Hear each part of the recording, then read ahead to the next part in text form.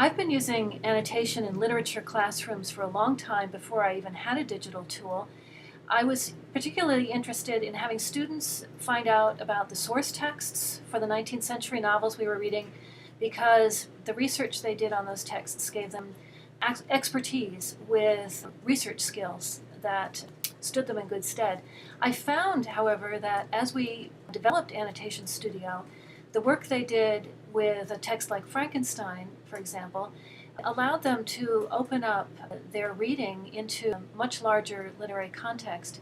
The example we're looking at here shows a student responding to the creature's self-description by thinking about Goethe's Sorrows of Young Werther and wondering why he hasn't been loved.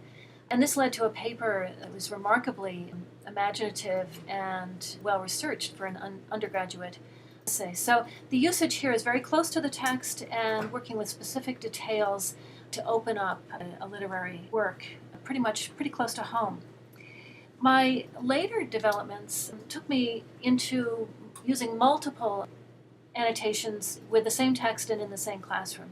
So my second example comes from Moby Dick and a seminar called Mapping Melville, in which I wanted students to think about different kinds of mapping of a text, starting with geomapping, but moving into, again, using sources, also looking at the stages of a manuscript, mapping the writing process itself. But it began with this kind of annotation again, this time for geographical locations. So here is an example of reference to Cape Horn, and a student getting interested in that location in the text because she had done work in Patagonia and it appealed to her.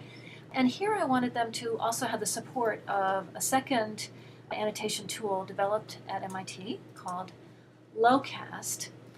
This is a scaled down version of what you would see if you opened up the whole map.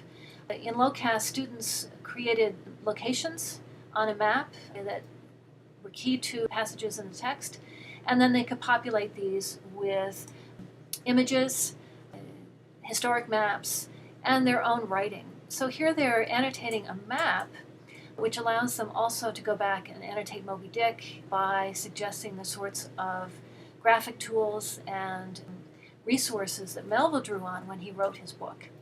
So we have annotation at various levels here and a deeper understanding of how a text opens up into a whole range of other related materials.